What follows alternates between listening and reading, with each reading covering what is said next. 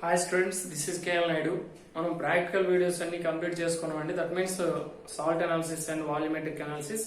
So ఇప్పుడు మనం practicals కి, దట్ మీన్స్ పబ్లిక్ ఎగ్జామ్స్ లో ప్రాక్టికల్స్ కి ల్యాబ్ లోకి ఎంటర్ అయ్యేటప్పుడు, that means during the practicals అయ్యేటప్పుడు మనం ల్యాబ్ లో ఎలా ఉండాలి, ఓకేనా, ప్రాక్టికల్స్ ఎలా చేయాలి, అక్కడ ఉండే ఆపరేటర్స్ ని ఎలా యూజ్ చేసుకోవాలి, మనం ఎలా, దట్ మీన్స్ డిస్ప్లేన్ గా ఉండడం ఎలా, వైవా క్వశ్చన్స్ ని ఎలా మనం ఫేస్ చేయాలి. సో ఇలాగా నెంబర్ ఆఫ్ అక్కడ మనం చేయాల్సిన పనులు ఉంటాయి. సో వాటిని అన్నింటినీ కంప్లీట్ చేయడం, సక్సెస్ఫుల్ గా కంప్లీట్ చేయగలిగితే మనకి ఓకేనండి ఫుల్ మార్క్స్ అనేవి వచ్చేస్తాయి.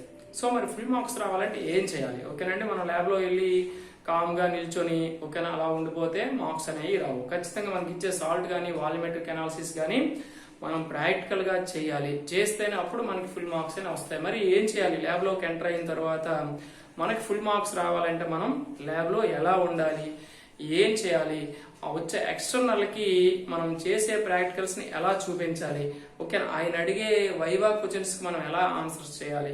సో అన్ని ఈ వీడియోలో నేర్చుకుందామండి. అంటే దట్ మీన్స్ దీన్ని ఏమన్నామండి, ప్రాక్టికల్స్ లో ఫుల్ మార్క్స్ సాధించడం ఎలా అంటే మనం ల్యాబ్ లోకి ఎంటర్ అయ్యే నుంచి క్లోజ్ అయ్యేంత వరకు మనం ల్యాబ్ లో ఎలా ఉండాలి, అక్కడ ఇచ్చే ప్రాక్టికల్స్, దట్ మీన్స్ మనకి సాల్ట్ కానీ వాల్యూమెట్రిక్ అనాలిసిస్ కానీ, next lyophilic lyophobic salts or proteins or carbohydrates కానీ మనం ఎలా కంప్లీట్ చేయగలగాలి. ఓకేనా, ఒకసారి చూద్దామండి. సో మనం ఫస్ట్ ల్యాబ్ లోకి వెళ్ళేటప్పుడు ఖచ్చితంగా మనకి సాల్ట్ అనాలిసిస్ వాల్యూమెట్రిక్ అనాలిసిస్ రెండూ మనకి ఇస్తారండి. అంటే ఫస్ట్ మనం వాల్యూమెట్రిక్ అనాలిసిస్ ఇవ్వగానే మనకి ఏ టైట్రేషన్ వస్తుందో దానికి రిలేటెడ్ మ్యాటర్ ఏం రాయాలి, ఓకేనా, ఏం రాయాలి, ఆపరేటర్స్ రాయాలి, ఏం ఆపరేటర్స్ ఓకేనా, నెక్స్ట్ కెమికల్స్ ఓకేనా, ప్రిన్సిపల్ ఓకేనా, ప్రొసీజర్. సో ఇలాగా ఇవన్నింటినీ రాస్తూ లాస్ట్ లో టేబుల్ ఫామ్ ఫిల్ చేయాలి. That means table form draw చేసి వాల్యూస్ ఏమి వేయకుండానే అది కంప్లీట్ చేశాక ఆయనకి ఇచ్చేయాలి. ఓకేనా, ఇచ్చేసిన తర్వాత మనకి జనరల్ గా సాల్ట్ అనాలిసిస్, కొంతమందికి సాల్ట్ అనాలిసిస్ ఇవ్వచ్చు, కొంతమందికి వాల్యూమెట్రిక్ అనాలిసిస్ ఇవ్వచ్చు. మనం అవి ఇచ్చాక మనం ల్యాబ్ లో ఎలా ఉండాలి, ఏం చేయాలి, ఓకేనా, ఏ టెస్ట్ చేసి చూపించాలో ఒకసారి చూద్దామండి. ఇప్పుడు సాల్ట్ అనాలిసిస్ తీసుకున్నాం.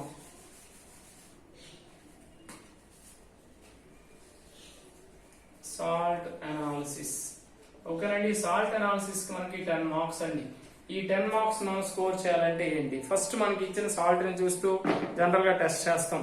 టెస్ట్ చేసేటప్పుడు మనం వచ్చే ఎక్స్టర్నల్ సార్ కి ఓకేనా మనం ఏం చూపించాలంటే ఫస్ట్ మనం చూడండి డైల్యూటెడ్ HCl తో టెస్ట్ చేస్తాం.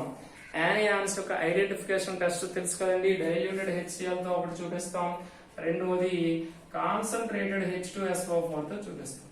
అంటే కాన్సన్ట్రేటెడ్ H2SO4 తో ఏ యానియాన్స్ ఉంటాయి? క్లోరిన్ ఉంటుంది, బ్రోమిన్ ఉంటుంది, అలాగే నెక్స్ట్ నైట్రేట్ ఉంటుంది. Chloride ion, bromide ion, nitrate ions మనకు వచ్చిన మనకి H2SO4 తో రియాక్షన్ వస్తుంది. ఆ పాజిటివ్ రియాక్షన్ ఆయనకి చూపించాలి. ఏది వస్తుంది? ఇన్ కేస్ నెగిటివ్ వచ్చినా ఒకసారి చూపించండి. ఓకేనా, అలాగే ఈ డైల్యూటెడ్ HCl తో ఏ యానియాన్స్ ఉన్నాయి? ఓకేనండి, కార్బోనేట్, నెక్స్ట్ ఎసిటేట్ అయాన్స్ ఉంటాయి. అంటే మనకి అది పాజిటివ్ నెగిటివ్ అని కాదు, మ్యాక్సిమం మనకి పాజిటివ్ వచ్చిందే చూపిస్తే బెటర్. కానీ రాకపోయినా సరే ఆయన చూపించేసి నో రియాక్షన్స్ ఆర్ అని చెప్పిస్తే బెటర్గా ఉంటుంది. ఆయన ఏమనుకుంటారంటే ఓకే వీళ్ళకి ప్రాక్టికల్స్ అనేది కొంత ఐడియా ఉంది, ఓకే బాగా అటెంప్ట్ చేస్తారు అనుకుంటారు. ఓకేనా, అది మనకి ఇంప్రెషన్ రావాలంటే ఖచ్చితంగా మనం ఈ డైల్యూటెడ్ HCl కాన్సన్ట్రేటెడ్ H2SO4 తో చేసిన టెస్ట్ చూపించాలి ఫస్ట్ వన్. ఓకేనా, నెక్స్ట్ వన్ ఏంటంటే థర్డ్ వన్. ఇప్పుడు మనకు వచ్చిన ఏదైతే యానియాన్ అనేది మేబీ అని వచ్చిందో, సో దానికి కన్ఫర్మేషన్ టెస్ట్ చూపించాలి. అంటే యానియాన్ కన్ఫర్మేషన్ టెస్ట్ చూపించాలి. ఈ యానియాన్ కన్ఫర్మేషన్ టెస్ట్ చూస్తే మనకు యానియాన్ అనేది కన్ఫర్మ్ అయిపోయినట్టే. ఇన్ కేస్ మనకు సల్ఫేట్ వచ్చింది అనుకోండి, ఓకేనండి, సల్ఫేట్ యానియాన్ వస్తే ఖచ్చితంగా దీనికి BaSO4 బేరియం క్లోరైడ్ అండి, BaCl2 సొల్యూషన్ తో మనం టెస్ట్ చేయాలి. ఈ టెస్ట్ ని చూపించాలి. ఇన్ కేస్ మనకి సల్ఫేట్ యానియాన్ అయితే ఇది చూపిస్తాం, లేదు అంటే ఇది చూపిస్తాం. ఓకే, ఇక్కడ కన్ఫర్మేషన్ ఆఫ్ యానియాన్ అయిపోయిన తర్వాత ఐడెంటిఫికేషన్. ఇప్పుడు మనం కరెక్ట్ గా 5 టెస్ట్ చేస్తే సరిపోతుందండి. 4th వన్ ఏంటి? ఐడెంటిఫికేషన్ ఆఫ్ క్యాటియాన్ చూపించాలి. క్యాటియాన్, ఈ క్యాటియాన్ ఏ గ్రూపో చూపిస్తాను. ఫస్ట్ గ్రూపా, సెకండ్ గ్రూపా, థర్డ్, ఫోర్త్, ఫిఫ్త్, సిక్స్త్ అనేది మనం చెప్పుకున్నాం కదా ఆల్రెడీ. ఏ గ్రూప్ వచ్చిందో చూపిస్తామండి. అది ఒక రిపోర్ట్, పాజిటివ్ రిపోర్ట్ చూపిస్తాం. నెక్స్ట్ 5th వన్ ఏంటంటే కన్ఫర్మేషన్ చూపిస్తాం. కన్ఫర్మేషన్ ఆఫ్ క్యాటియాన్ చూపిస్తాం, అంతేనండి. సో మనకి 5 టెస్ట్స్ ఆయనకి చూపిస్తే ఖచ్చితంగా మనకి సాల్ట్ అనాలిసిస్ లో ఫుల్ మార్క్స్ అనేవి పడతాయి. ఓకే, అలాగే మనం రిటర్న్ గా స్క్రిప్ట్ లో ఎగ్జామ్ లో రాసేటప్పుడు మిస్టేక్స్ లేకుండా రాయాలండి, అది కూడా గుర్తించుకోండి. సో ఈ 5 టెస్ట్స్ అనేవి చూపించండి. మీకు అది పాజిటివ్ అయినా నెగిటివ్ అయినా ఈ 2 చూపించండి, వాటితో పాటు ఇవి చూపించండి. అలాగే సల్ఫేట్ అయితే బేరియం క్లోరైడ్ సొల్యూషన్ తో టెస్ట్ ని చూపించండి. ఇది దేనికి? సాల్ట్ అనాలిసిస్ లో యానియాన్స్ కి క్యాటియాన్స్ టెస్ట్. ఈ 5 చేస్తే సరిపోతుంది, అండి. ఓకే, చూపిస్తే సరిపోతుంది. మరి వాల్యూమెట్రిక్ అనాలిసిస్ వచ్చామనుకోండి, వాల్యూమెట్రిక్ అనాలిసిస్ వచ్చేటప్పటికి ఈ వాల్యూమెట్రిక్ అనాలిసిస్ లో మనకి 8 మార్క్స్ అండి, 8 మార్క్స్ స్కోరింగ్. కనుక ఖచ్చితంగా మనకి ఇందులో ఆయన చూపించడానికి అయితే ఏముండదు. బట్ మనం ఎక్కడ చూపించాలి? రీడింగ్ వచ్చాక.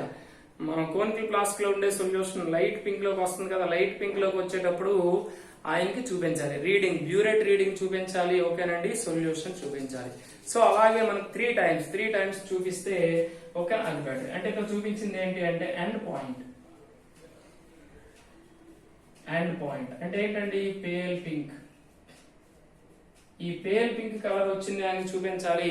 ఇక్కడ బ్యూరెట్ రీడింగ్ చూసేటప్పుడు మనం కింద నుంచి పైకి చూడకూడదండి, ఇక్కడ టాప్ టు బాటం, పై నుంచి కిందకి చూడాలి రీడింగ్ నోట్ చేసుకునేటప్పుడు, అది గుర్తుంచుకోండి. సో ఇలాగా.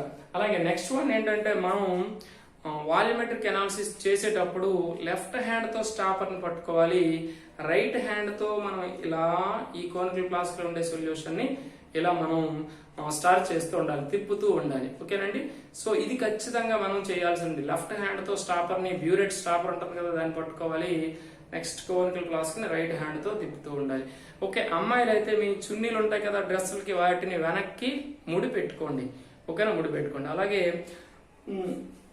సో ఇది ఇక్కడ మనం అబ్జర్వ్ చేయాల్సింది ఏంటంటే ఈ మనకి రీడింగ్ వచ్చేటప్పుడు ఆయనకి పక్కాగా చూపించేసి మీరు రీడింగ్ నోట్ చేయండి. రీడింగ్ నోట్ చేసి మనం చెప్పుకునే టేబుల్లో ఎంటర్ చేసుకోండి. అలాగా 3 రీడింగ్స్ చూపించండి. చాలా స్పీడ్ గా నోట్ చేసేయండి. నోట్ చేసేసి క్యాలిక్యులేట్ చేసేయండి. ఓకేనండి, క్యాలిక్యులేట్ చేసేస్తే సరిపోతుంది. దట్ మీన్స్ వాల్యూమెట్రిక్ అనాలిసిస్ లో మనం అదే చెయ్యాలి. ఆయనకి లాస్ట్ ఎండ్ పాయింట్స్ అనేది చూపించిస్తే మీ మీద గుడ్ ఇంప్రెషన్ అనేది వస్తుంది. ఎప్పుడైతే గుడ్ ఇంప్రెషన్ వస్తుందో ఆటోమేటిక్ గా మీ మార్క్స్ కి మీకు ఎక్కువ మార్క్స్ స్కోర్ చేయడానికి ఛాన్స్ అయితే ఉంటుంది. ఇది మరి సాల్ట్ అనాలిసిస్ కి అయితే వీటిని చూపిస్తారు, వాల్యూమెట్రిక్ అనాలిసిస్ అయితే మీ రీడింగ్ ని చూపిస్తారు. అలాగే మీరు చేసే ప్రాసెస్ కూడా ఓకేనండి, మీరు చేసే ప్రాసెస్ కూడా కరెక్ట్ గా ఉండాలి. ల్యాబ్ లో డిసిప్లైన్ గా ఉండండి. అరవడం కానీ, కామ్ గా ఏ ఎక్స్పెరిమెంట్ చేయకుండా నిల్చోవడం కానీ అటువంటి ఏమి చేయొద్దు. మీకు ఇచ్చే ఎక్స్పెరిమెంట్స్ ఏవైతే ఉన్నాయో వాటిని చేస్తూనే ఉండండి. ఓకేనండి, సో ఇలా మనం ఈజీగా మార్క్స్ ని స్కోర్ చేయొచ్చు. మరి పార్ట్ 3 ఉంది కదా, పార్ట్ 3కి వచ్చేసరికి ఈ పార్ట్ 3లో ఏమొస్తాయి? లయోఫిలిక్ అండ్ లయోఫోబిక్ సాల్ట్స్ వస్తాయండి. లయోఫోబిక్ కొలైడల్ సాల్ట్స్ రావచ్చు, లేదు అంటే ప్రోటీన్స్ అండ్ కార్బోహైడ్రేట్స్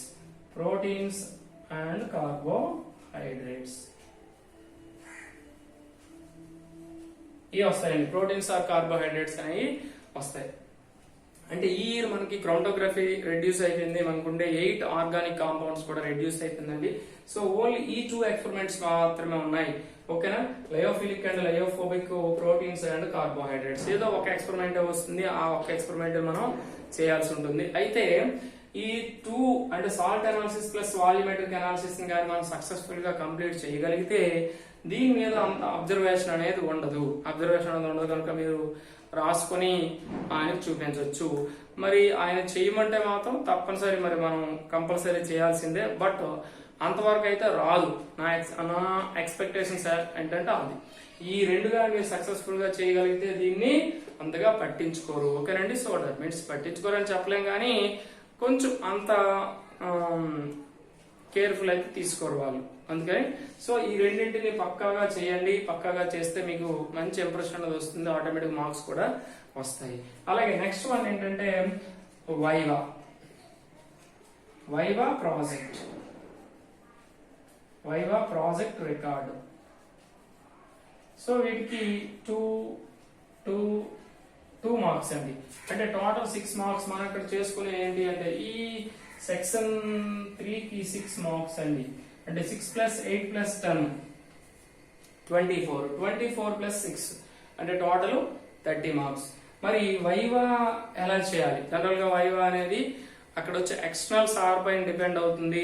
ఆయన అడిగే క్వశ్చన్లకు మీరు ఆన్సర్ చేయొచ్చు, చేయకపోవచ్చు.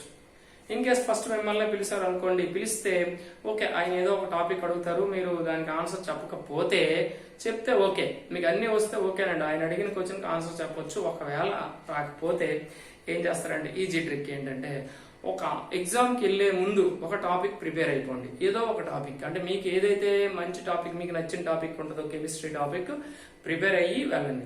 సో ఆయన అడిగేటప్పుడు సార్ నాకు ఈ టాపిక్ అంటే కొంచెం ఇష్టం సార్, ఆ టాపిక్ లోంచి అడగండి సార్ అని ఒక రిక్వెస్ట్ చేయండి. రిక్వెస్ట్ చేస్తే ఖచ్చితంగా ఆయన అడుగుతారు. ఓకేనండి. సో ఆయన అడిగేటప్పుడు మీరు ఈజీగా ఆన్సర్ చేయొచ్చు.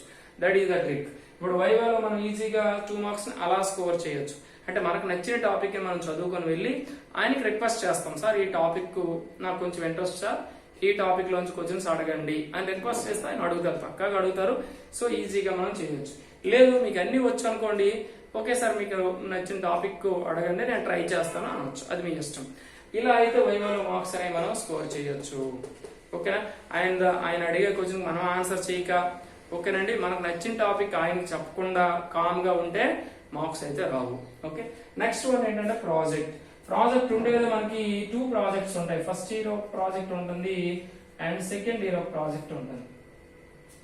మరి ఉండే ఒక 3-4 పేపర్స్ ఉంటాయి. 3-4 పేపర్స్ ని కొంచెం నీట్ గా డెకరేట్ చేసుకొని, ఓకేనా, నీట్ గా డెకరేట్ చేసుకొని first year project, second year project ఇలా హెడ్డింగ్స్ పెట్టుకొని కొంచెం నీట్ గా డెకరేట్ చేసేసి మనం ప్రాజెక్ట్ అనేది తీసుకొస్తే మన ప్రాజెక్ట్ 2 మార్క్స్ కి ఓకే 2 మార్క్స్ అనేవి మాక్సిమం క్యారీ వచ్చేస్తుంది.